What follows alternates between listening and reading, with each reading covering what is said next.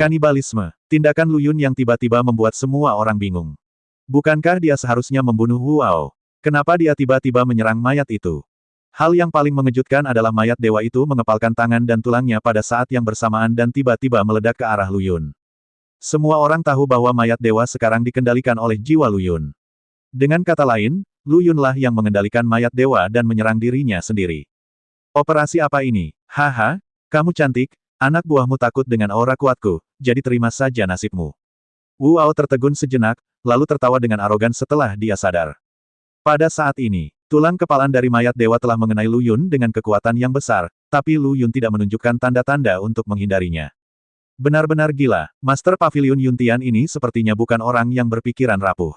Tepat ketika semua orang bingung, mereka tiba-tiba melihat Lu Yun merentangkan telapak tangannya ke arah mayat itu, dan kebetulan itu bertabrakan dengan tulang kepalan tangan mayat itu. Cahaya putih yang menyilaukan tiba-tiba muncul. Kemudian, ledakan, tubuh Lu Yun terbang mundur, dan bahkan sudut mulutnya mengeluarkan darah merah cerah, tapi jauh di dalam matanya, ada cahaya kegembiraan. Anjing tua, mati. Lu Yun meraung, dan setelah dihempaskan oleh mayat dewa, dia bergegas menuju Wu Ao tanpa jeda sejenak. Alis Wu Ao berhenti berdetak. Tetapi, tidak ada waktu untuk berpikir terlalu banyak, jadi dia mengayunkan lengannya yang berukuran raksasa dan memukul Lu Yun.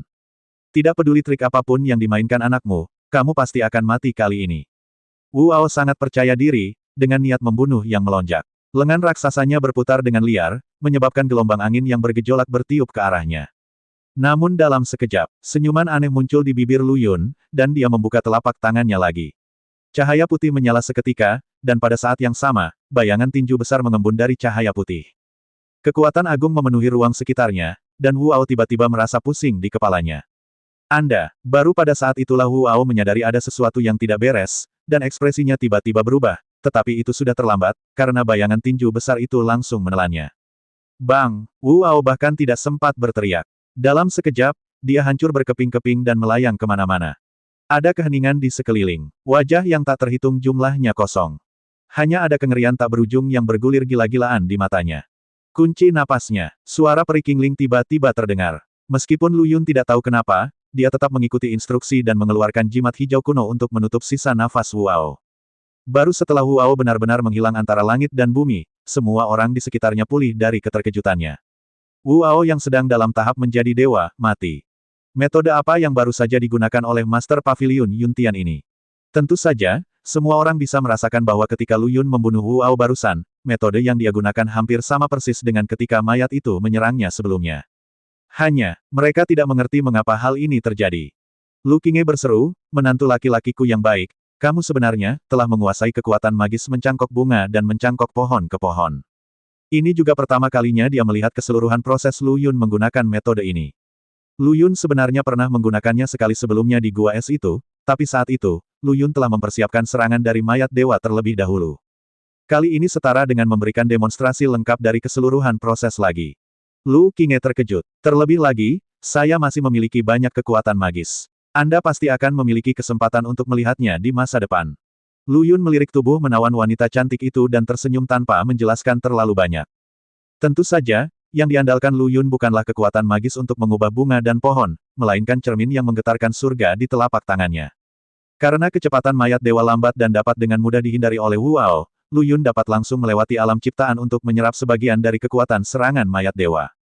Kecepatan Lu Yun tidak secepat Wu Ao, jadi tentu saja Wu Ao tidak tahan jika menggunakan kekuatan mayat. Kematian Wu Ao bukannya tidak adil. Berhenti, apa aku melepaskanmu?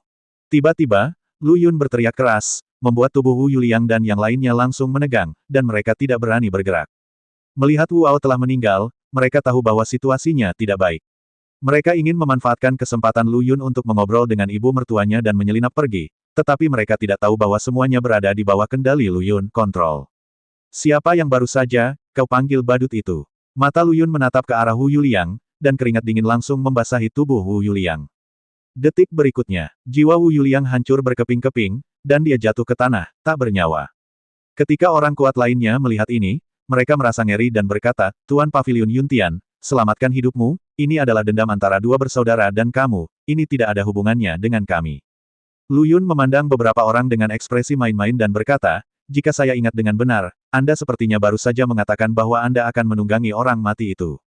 Ketika beberapa orang mendengarnya, wajah mereka langsung menjadi pucat, dan mereka memohon ampun dalam ketakutan, kami hanya bingung sesaat, memohon kepada senior untuk memberi kami kesempatan untuk hidup, mulai sekarang kami akan menjadi anjing senior, guk-guk.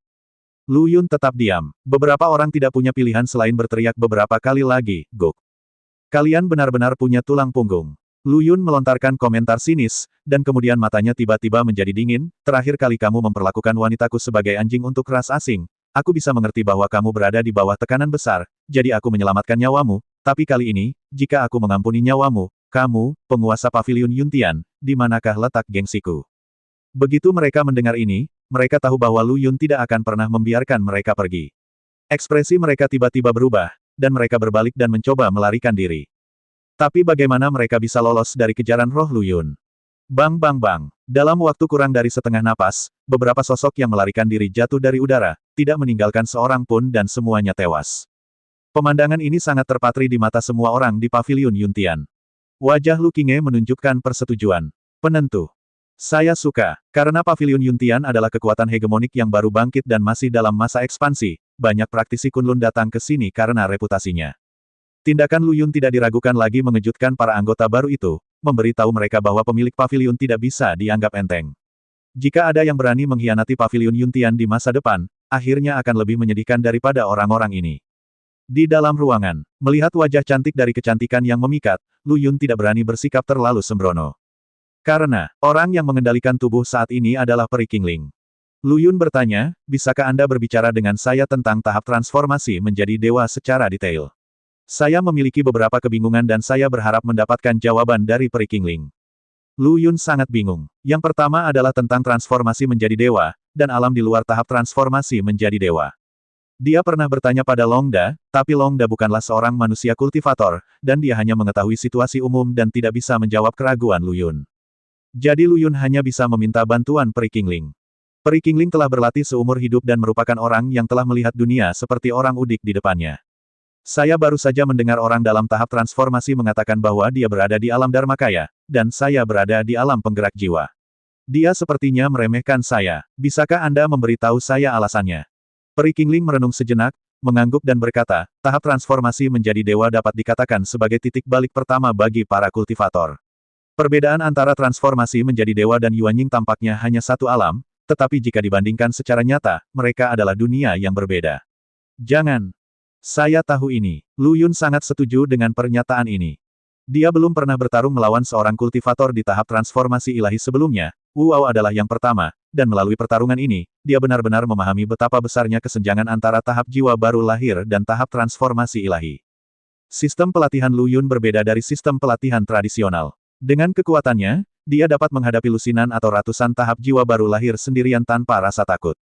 Oleh karena itu, dia telah berspekulasi sebelumnya bahwa dengan kekuatannya sendiri, seharusnya tidak menjadi masalah besar untuk menghancurkan avatar dengan satu pukulan. Namun setelah bertarung melawan Wu Ao, saya menyadari bahwa bukan itu masalahnya. Tahapan menjadi dewa tampaknya lebih rumit dari yang dibayangkan Lu Yun. Peri Qingling menjelaskan, alasan mengapa tahap transformasi ilahi disebut sebagai titik balik pertama bagi para kultivator adalah karena pada tahap ini, 3 alam kekuatan magis dapat dibangkitkan, yaitu alam pergerakan jiwa, alam badan hukum, dan alam dharma spiritual. Perbedaan antara 3 alam kekuatan magis adalah bahwa alam dinamis jiwa berfokus pada pengembangan jiwa dewa dan tidak memiliki batas atas. Secara teori, selama jiwa dewa tumbuh tanpa batas, satu orang bahkan dapat mengendalikan suatu area dan dapat membunuh semuanya abadi. Alam Dharmakaya adalah tentang mengembangkan kekuatan tubuh fisik. Dengan kemajuan kekuatan magis, hingga 9 tingkat tubuh Dharma dapat dibentuk pada saat yang bersamaan. Setiap tingkat tubuh Dharma dapat memperoleh 70% kekuatan utama tubuh, setelah tubuh Dharma mati, selama tubuh utama tidak dihancurkan, ia masih dapat dipulihkan. Adapun alam Dharma ketuhanan, seperti namanya, adalah untuk berkomunikasi dengan roh langit dan bumi dan memanggil Dharma ketuhanan.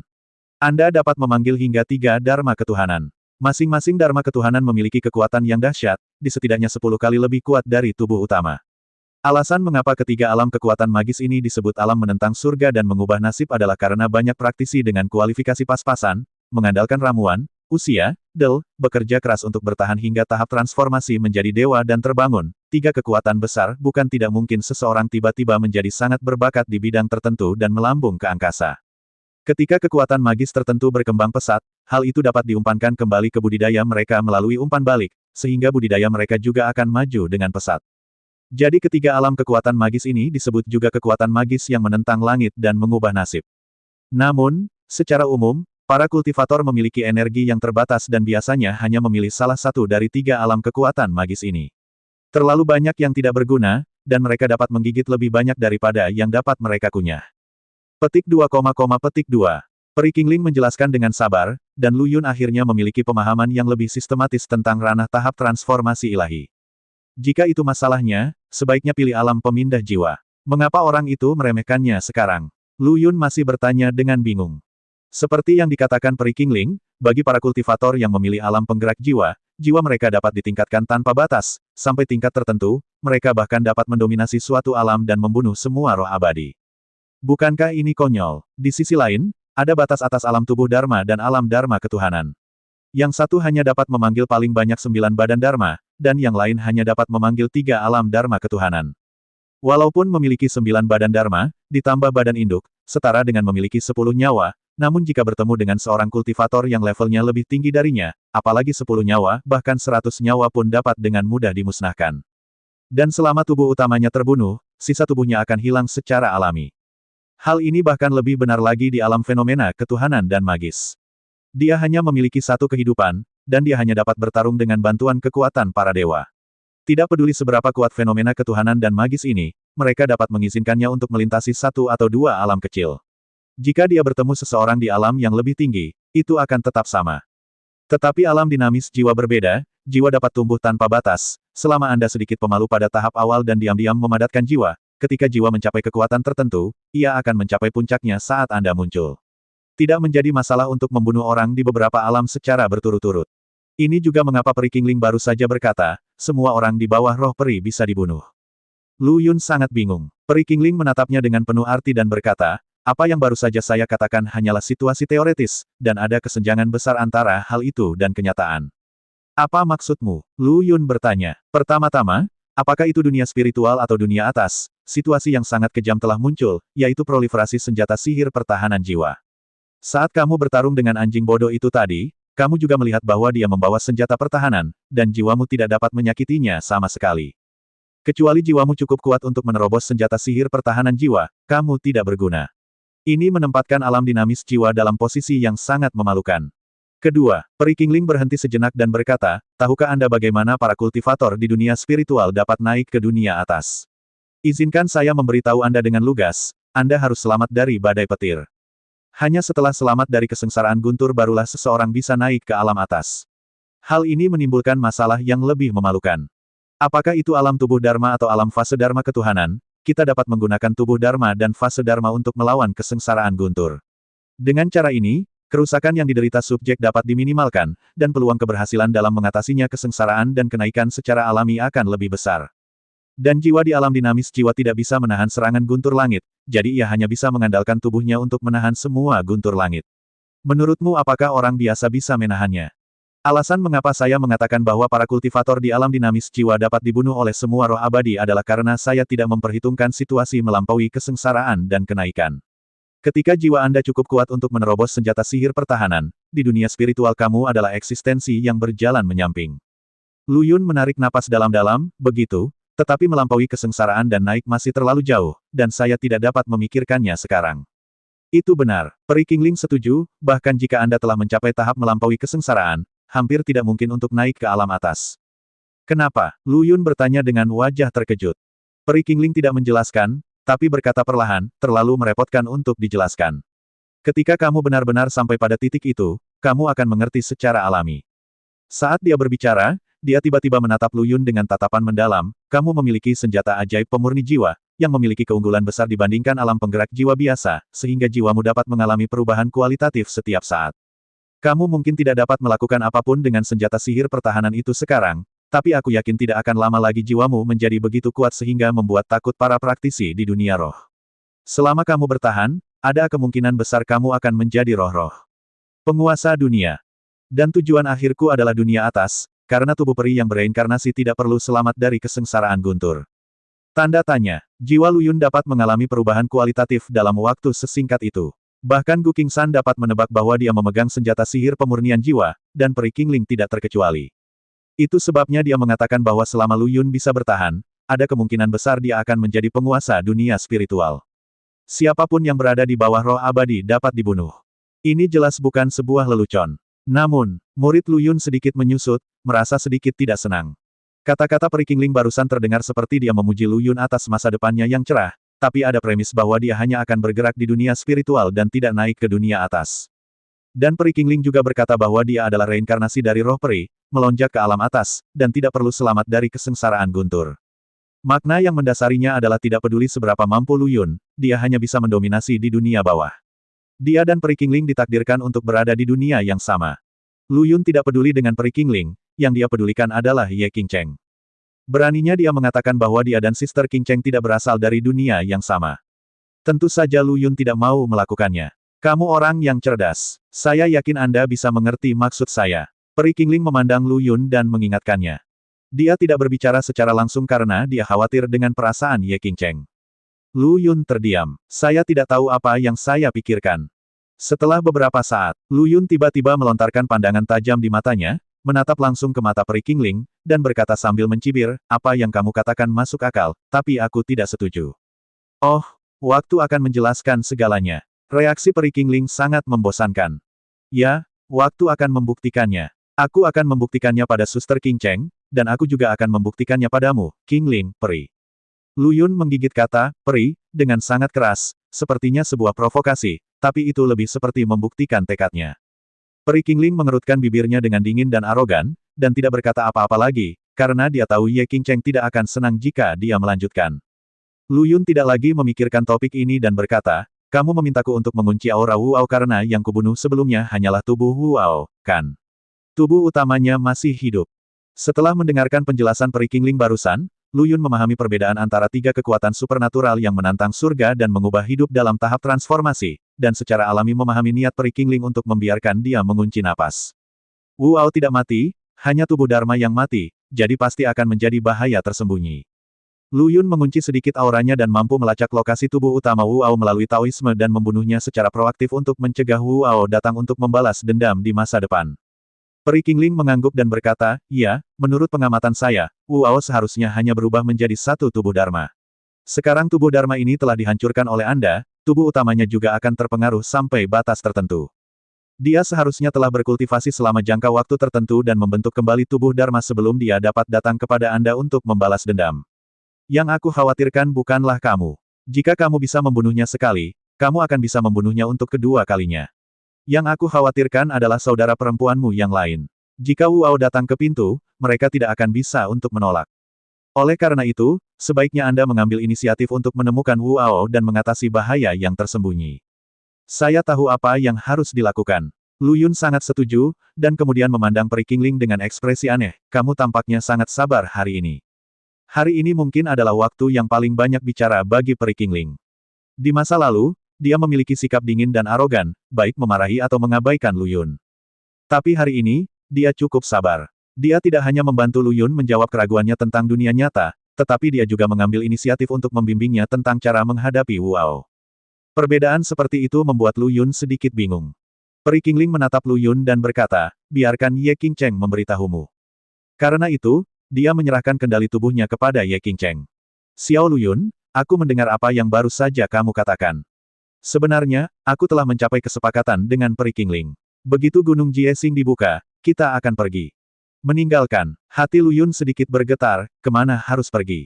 Di dunia spiritual, di Kekaisaran Luoxue, ada ladang es kuno di sana, yang sangat cocok untuk budidaya saya. Peri Kingling pernah berlatih di sana. Ye Qingcheng mengingat apa yang dikatakan dan dijelaskan oleh Peri Kingling. Kekaisaran salju yang jatuh. Lu Yun sedikit mengernyit.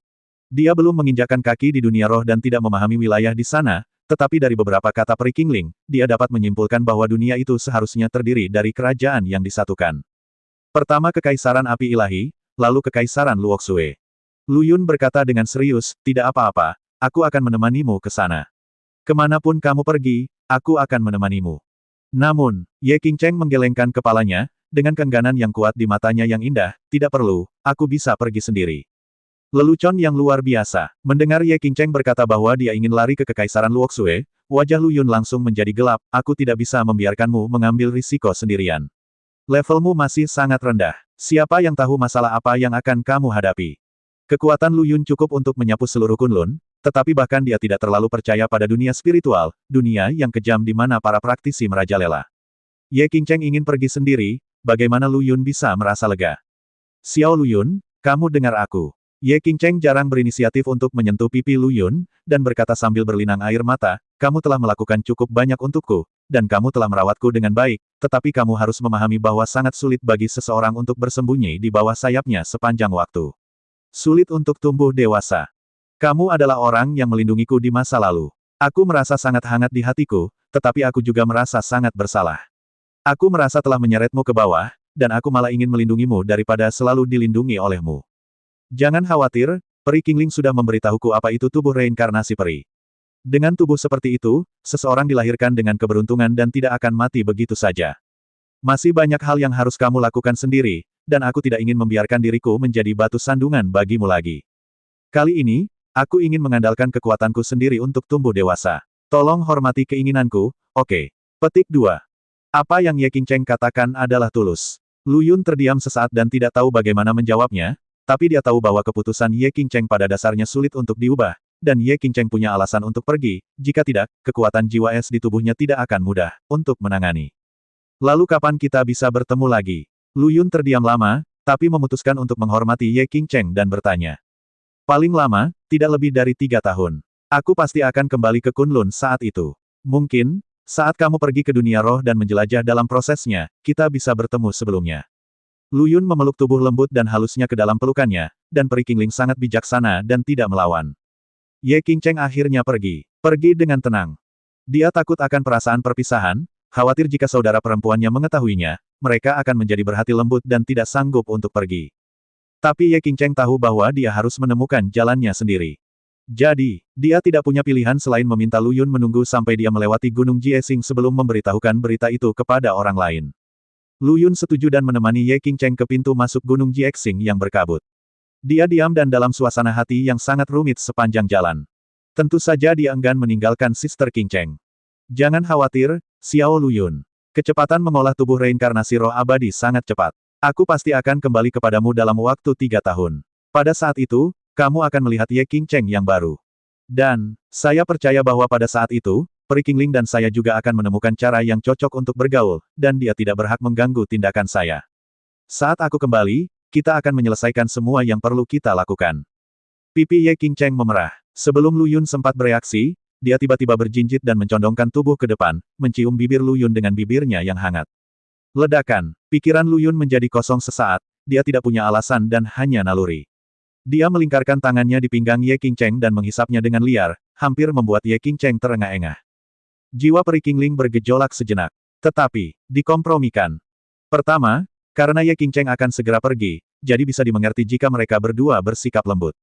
Dan Peri Qingling sangat yakin bahwa ini akan menjadi kesempatan terakhir bagi mereka berdua untuk mesra. Ye Qingcheng baru saja berkata bahwa ketika dia kembali, dia dan Lu Yun akan menyelesaikan semua yang perlu mereka lakukan.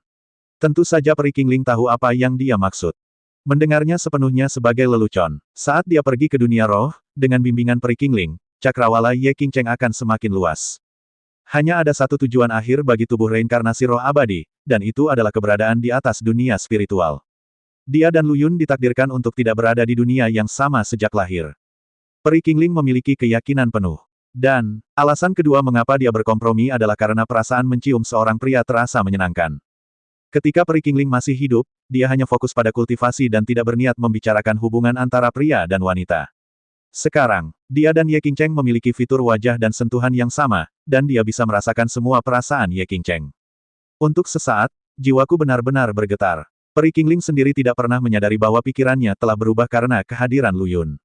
Dia tidak pernah membiarkan pria mendekatinya sebelumnya. Mungkin saat ini perubahan tersebut sangat halus, seperti retakan kecil hanya beberapa milimeter yang muncul di permukaan danau jiwa es seluas lebih dari 10 km persegi. Sangat kecil, bukan? Tapi ini adalah perubahan. Seiring dengan kemajuan latihan selanjutnya, dampak kesenjangan ini pada tataran cita akan berangsur-angsur meluas, dari beberapa milimeter menjadi beberapa sentimeter, lalu menjadi beberapa desimeter. Akhirnya, bukan tidak mungkin untuk membuat lubang di dalamnya.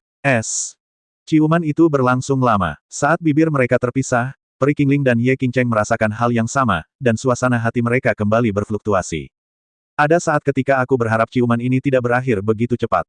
Peri Qingling, apakah kamu merasakannya? Peri Qingling dapat memahami perasaan Ye Qingcheng, dan Ye Qingcheng secara alami dapat mendeteksi perubahan emosi Peri Qingling, dan mau tidak mau mengangkat sudut bibirnya dengan bangga. Hubungan antara laki-laki dan perempuan memang sangat vulgar, namun tidak dapat dipungkiri memiliki kekuatan yang tak terhingga bahkan mampu menciptakan keajaiban di saat-saat kritis. Absurd, Peri Qingling mendengus marah dan dengan cepat menyingkirkan perasaan aneh yang baru saja dia alami. Xiao Luyun, tunggu aku kembali. Ye Qingcheng menoleh ke belakang 3 kali selangkah demi selangkah, enggan untuk pergi, sampai sosok Miaoman benar-benar menghilang ke dalam kabut. Luyun merasa kecewa, melihat ke arah kiri Ye Qingcheng. Untuk waktu yang lama, kakak Lu, jangan sedih. Bukankah itu hanya reinkarnasi peri? Prestasi masa depanmu mungkin tidak lebih buruk dari dia. Mungkin dia akan menunggumu kembali daripada memintamu menunggunya. Petik 2. Sebuah suara terdengar di kepalanya. Lu Yun terkejut. Aku lupa memblokir Longda lagi, tapi untungnya, Longda hanyalah jiwa naga yang tinggal di lautan jiwanya, dan aku tidak bisa berbagi perasaan dengannya. Jika tidak, Lu Yun akan merasa bahwa Sister Qingcheng telah dimanfaatkan oleh Longda. Kamu sangat percaya padaku. Lu Yun tersenyum pahit. Tentu saja, karena garis keturunanmu istimewa. Garis keturunan dewa dan iblis telah menjadi yang terbaik di umat manusia sejak zaman kuno. Tentu saja aku yakin kamu bisa menciptakan keajaiban. Gadis itu barusan tidak tahu tentang garis keturunanmu, kan? Mungkin tidak tahu. Mengenai garis keturunan dewa dan setan, Lu Yun sama sekali tidak terkejut. Dia sudah lama mengetahui bahwa garis keturunannya istimewa. Lu Yun sudah menduganya sejak dia menelan esensi darah orang lain dan berubah menjadi kekuatan dewa dan iblis. Tapi Lu Yun masih belum tahu seberapa kuat garis keturunan ini. Aku baru saja mendengar apa yang Longda katakan bahwa darah dewa dan iblis adalah yang terbaik di antara darah manusia. Lu Yun menanyakan pertanyaan ini. Longda mengoreksi dan berkata, begitulah yang dikatakan, tetapi ada perbedaan mendasar. Reinkarnasi dari roh abadi adalah reinkarnasi dari roh abadi dari dunia atas, sedangkan darah dewa dan iblis adalah sejenis darah. Keduanya bukanlah hal yang sama dan tidak dapat dibandingkan. Untuk lebih spesifiknya, reinkarnasi peri adalah keadaan reinkarnasi dan rekonstruksi jiwa. Ini tidak ada hubungannya dengan darah. Mungkin darah dewa dan iblis ada dalam reinkarnasi peri. Tetapi orang-orang dengan darah dewa dan iblis, meskipun mereka bukan reinkarnasi peri, memiliki potensi masa depan yang tidak lebih buruk daripada reinkarnasi peri itu. Setidaknya itulah yang terjadi di zaman saya. Saya tidak tahu bagaimana situasinya sekarang. Petik 2. Lu Yun mengangguk untuk menyatakan pengertian. Era Longda seharusnya mengacu pada era ketika para kultivator dapat dengan bebas naik. Namun, dari percakapan sebelumnya dengan Peri Qingling, kami mengetahui bahwa tampaknya semakin sulit bagi para kultivator untuk melampaui kesengsaraan dan naik, dan reinkarnasi dari roh abadi, tidak perlu melalui langkah ini. Mungkin ini juga alasan mengapa Peri Qingling menunjukkan sikap sombong. Ngomong-ngomong, Longda, aku punya ide. Lu Yun tiba-tiba memikirkan sesuatu dan bertanya. Aku ingin mencarikan beberapa teman untukmu agar kamu tidak merasa kesepian di lautan jiwaku, kata Lu Yun perlahan. Longda tidak mengerti artinya untuk beberapa saat, dan tertawa dan berkata, saudara Lu, ini aneh. Hidupmu sangat menyenangkan. Saya menantikan kemana kamu akan pergi di masa depan. Kamu tidak akan kesepian sama sekali. Tidak, aku harus mencarikanmu beberapa pasangan. Kamu tidak perlu mengkhawatirkanku seperti ini. Aku sudah berada di sini selama bertahun-tahun di penjara jiwa naga, dan aku masih peduli, ya. Longda tiba-tiba menyadari sesuatu, dan setelah jeda, dia melanjutkan, maksudmu, pergi dan apakah saudara-saudaraku juga dibebaskan? Kamu akhirnya mengerti maksudku, Lu Yun berkata sambil tersenyum. Ini, Longda tiba-tiba berpikir keras. 9 jiwa naga di penjara jiwa naga bertanggung jawab untuk menjaga lingkaran sihir kuno. Sekarang kepergiannya telah menyebabkan celah di lingkaran sihir kuno. Jika beberapa titik penjagaan dikurangi, lingkaran sihir itu mungkin terbelah seketika. Tidak ada yang bisa memprediksi apa yang akan terjadi kemudian. Lu Yun berkata, saya ingat Anda mengatakan sebelumnya bahwa setelah Anda meninggalkan penjara jiwa naga, lingkaran sihir kuno akan terbuka cepat atau lambat, sama seperti Gunung Jiesing dibuka. Secara umum, semakin lama formasi tersebut ada, semakin lama pula waktu tunda aktivasinya. Formasi tertutup Gunung Jiesing telah ada selama lebih dari 20 tahun. Setelah Longda meninggalkan titik penjagaan, butuh waktu hampir setengah bulan untuk akhirnya membuka Gunung Jiesing. Lingkaran sihir kuno di bawah penjara jiwa naga telah ada entah berapa lama. Pasti akan membutuhkan waktu lebih lama untuk membukanya sepenuhnya. Ini setelah kehilangan titik penjagaan. Jika beberapa titik penjagaan hilang, waktu untuk menghancurkan formasi pasti akan sangat dipersingkat. Longda berkata, saya tidak peduli, tapi saya masih berharap Anda dapat berpikir 2 kali sebelum bertindak. Bagaimanapun, ada hal-hal jahat yang ditekan di bawah formasi itu. Ini tidak seperti Jie Xingshan yang Anda sebutkan, yang hanya merupakan peralihan dunia rahasia. Setelah lingkaran sihir kuno retak dan hal-hal jahat di bawah dilepaskan, saya tidak tahu bencana apa yang akan menimpa Anda umat manusia. Petik 2. Tentu saja aku tahu konsekuensinya. Inilah yang sedang aku perjuangkan sekarang. Lu Yun berkata sambil tersenyum masam. Longda berkata, saya mengerti bahwa Anda akan memiliki gagasan seperti itu. Itu pasti karena keberadaan senjata pertahanan jiwa. Anda perlu memadatkan lebih banyak jiwa untuk menghadapi musuh di belakang Anda. Longda benar. Jika Lu Yun tidak bertemu Wu Ao, dia tidak akan pernah menyentuh penjara jiwa naga lagi. Sama seperti sebelumnya, dia tidak yakin apa dampaknya terhadap Kunlun setelah pembukaan Gunung Jiesing. Dampaknya, jiwa naga Longda tidak segera dimurnikan. Hingga kemunculan Hun Wuji dan Divine Course nanti, Lu Yun benar-benar tidak punya pilihan selain mengambil resiko. Dan alasan mengapa dia ingin menggunakan jiwa naga darah lagi justru karena senjata pertahanan jiwa dewa yang dimiliki Wu Ao padanya. Mereka yang datang ke Kunlun kali ini hanyalah salah satu dari tubuh Dharma Wu Ao, tetapi mereka semua memiliki senjata sihir pertahanan jiwa dewa. Ini menunjukkan betapa tersebar luasnya senjata sihir pertahanan tersebut di dunia spiritual. Jiwa adalah senjata pembunuh terbesar Lu Yun. Sekarang ia menjadi sasaran senjata sihir pertahanan, senjata pembunuh ini tidak lagi efektif, yang setara dengan Lu Yun kehilangan lengan kiri dan kanan. Tentu saja, ia berharap agar jiwa tersebut mengalami beberapa perubahan kualitatif dalam waktu sesingkat mungkin. Selama ia mencapai kekuatan yang cukup, ia dapat menembus senjata sihir pertahanan jiwa tersebut. Untungnya, saat kamu menangkap Hun Wuji, kamu menyerahkan 90% kekuatan jiwanya kepadaku. Jika tidak, situasiku saat ini akan lebih memalukan. Lu Yun belum pernah mempertimbangkan masalah senjata sihir pertahanan sebelumnya. Dia sangat percaya diri dengan mengandalkan keberadaan senjata sihir pemurnian jiwa. Jiwaku masih terlalu lemah. Dia tidak punya pilihan selain mengalihkan perhatiannya ke sisa jiwa naga darah lagi. Tentu, ini hanyalah gagasan Lu Yun. Tidak mungkin baginya untuk benar-benar memurnikan jiwa naga darah itu terlepas dari konsekuensinya untuk memperkuat jiwanya. Alasan dia menyebutkannya saat ini hanyalah untuk meminta pendapat Longda. Longda terdiam beberapa saat dan berkata, aku mengingatnya. Apakah kamu masih ingat loh batu yang terakhir kali? Maksudmu, tablet batu rahasia yang kubawa dari keluarga Liao. Itu benar, Longda mengangguk. Apakah ada yang salah dengan tablet batu rahasia itu? Terakhir kali dia melawan Hun Wuji di atas gua es, sebelum Lu Yun muncul, dia memanipulasi prasasti metode rahasia leluhur keluarga Liao, menghancurkan Jin dan Qi, dan kemudian mengembalikan prasasti metode rahasia ke keluarga Liao. Longda berkata, saya merasakan aura dari tablet batu, yang sepertinya ada hubungannya dengan lingkaran sihir kuno. Mungkin Anda bisa mencoba menggunakan tablet batu untuk menjaga lingkaran sihir. Murid Lu Yun tiba-tiba menyusut, apakah ini berguna? Apakah itu berhasil atau tidak, Anda tidak akan tahu sampai Anda mencobanya. Itu masuk akal. Mata Lu Yun berkilat, dan tiba-tiba senyuman aneh muncul di sudut mulutnya, lalu bentuk tubuhnya berubah. Dalam sekejap mata, dia berubah menjadi bentuk tubuh Wu Ao. Dan yang paling penting adalah di bawah pengaruh mutiara jiwa es Qianhuan, auranya menjadi sama persis dengan milik Wu Ao. Mulai sekarang, semuanya dilakukan oleh Wu Ao dan tidak ada hubungannya denganku, Lu Yun. Kamu benar-benar pencuri. Hei, aku baru mengenalnya. Sebelumnya, Wu Ao berlari ke pavilion Yuntian untuk menyelesaikan masalah dengan Lu Yun, tetapi dibunuh oleh Lu Yun. Setiap orang yang mengikuti Wu Ao juga meninggal di pavilion Yuntian. Selain itu, Lu Qinghe dengan tegas memerintahkan semua orang di pavilion untuk tidak membocorkan apapun. Oleh karena itu, kabar kematian beberapa mereka belum tersebar. Lu Yun bisa saja menggunakan identitas Wu Ao untuk menjelajahi berbagai sekte rahasia dan meminjam loh batu rahasia mereka untuk digunakan. Jika metode yang dikatakan Longda efektif, maka dia tidak akan membayarnya kembali. Bagaimanapun, semua bandit dilakukan oleh Wu Ao dan tidak ada hubungannya dengan Lu Yun. Jika metode yang dikatakan Longda tidak berhasil, itu tidak masalah. Maka akan ada jeda waktu dan akan tersebar berita bahwa Wu Ao dibunuh oleh Master Pavilion Yuntian, dan beberapa loh batu rahasia ditemukan dari tubuhnya. Kemudian, sebagai Pavilion Yuntian, kembalikan tablet batu tersebut ke beberapa keluarga sekte rahasia, yang pasti akan membuat mereka berterima kasih kepada Pavilion Yuntian. Sudah diputuskan, ayo lakukan. Lu Yun segera mengambil tindakan.